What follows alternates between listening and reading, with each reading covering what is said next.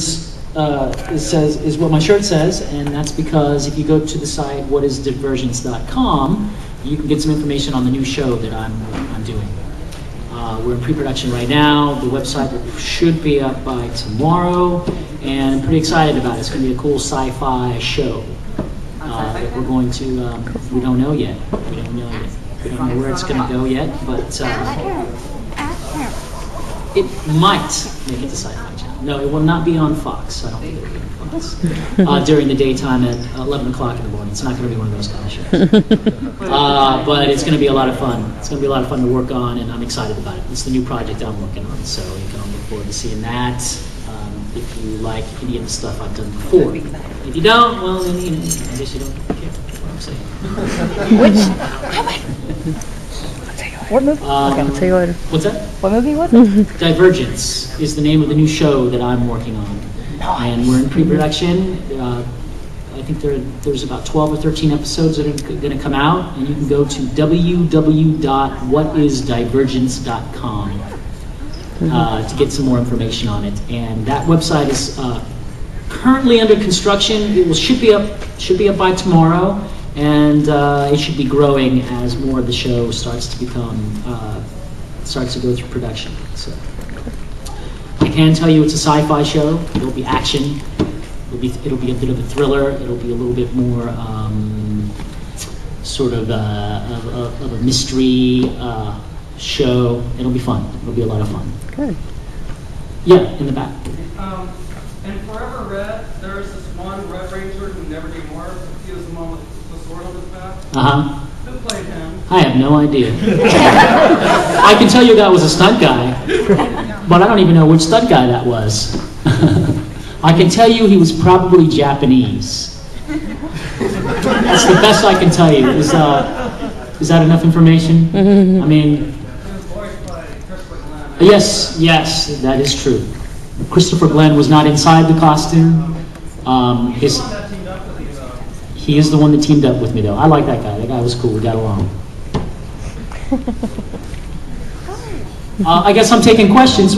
Why not? It's almost 5:15, and the rest of the guys are late, so sure. Go ahead. So then if you got any questions, raise your hand. I'll make sure to answer them. The lady who's got 15 minutes before her next panel. I'm sorry, sir. Go ahead, bud. Did you happen to catch the Power Rangers movie on the hotel TV last night?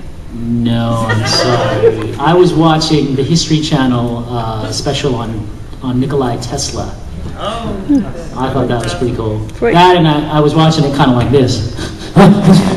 Tesla coils. Oh, that's cool. I like it. Huh? What is this? You wake up and suddenly it's a completely different show. And you go, I thought I was watching something on Tesla. I mean, how long has it been? Oh my God, it's 4 o'clock in the morning. Sorry, no, I didn't get it. But was it, what was it, one of the original movies, the MMPR? Power Rangers, the movie, the first one. When they become the Jedi. Originals to the Ninja. Yeah, no, I didn't catch it, I'm sorry. Otherwise, I'd have some quips and comments on it for you. But. All the one-liners for those. There's a group of people that sit around a table that looks like this, and they have pens and pencils in their hands, and we call them writers. Some of them are deserving of the title, some are not. I don't know the exact names of these people, but that's the best information I can give you so far on who comes up with these one-liners. In the black t-shirt, yes. It's not a black t-shirt. I'm interested in a career in fight choreography. What's the best way to start? I recommend you come to my panel on fight choreography. Do you know about that? I know facts about it, but I will go visit you. Come to see me at 11 a.m. on Sunday at the main events. Is that this room? Yes. I'll be doing fight choreography in here. I'm going to be explaining everything in detail. But in the meantime, I can give you a really quick answer. Your question was, how do you get into fight choreography? Yeah. Okay, basically that's a stunt man. A stuntman has to have that as a skill set, fight choreography. And every stuntman has a particular skill set that they're very good at. And so usually stuntmen come into stunts being experts in whatever field they come from, motorcycles, cars, wire rigging for some, high falling acrobatics, or martial arts like me. Now I was a combination of martial arts and acrobatics, which is where a lot of fight choreography is going these days. It's a combination of the two. Do you have any martial arts experience?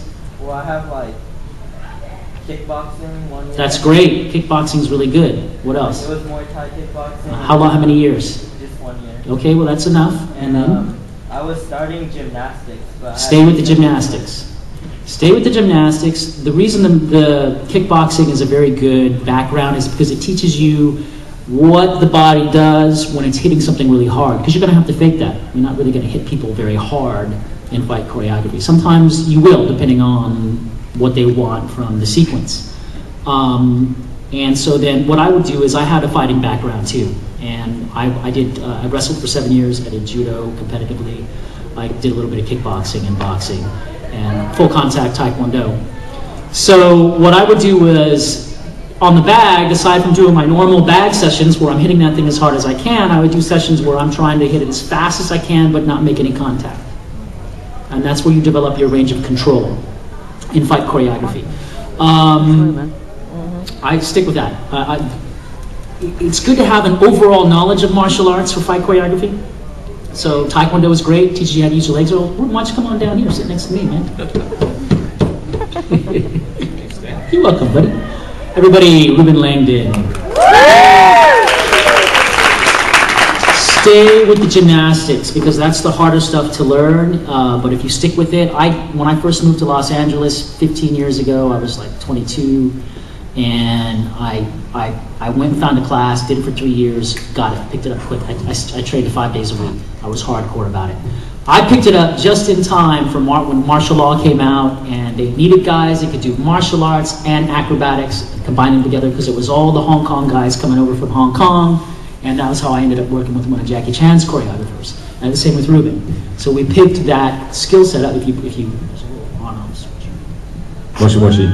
There you go. Yeah. He's a pro. So that's my advice to you.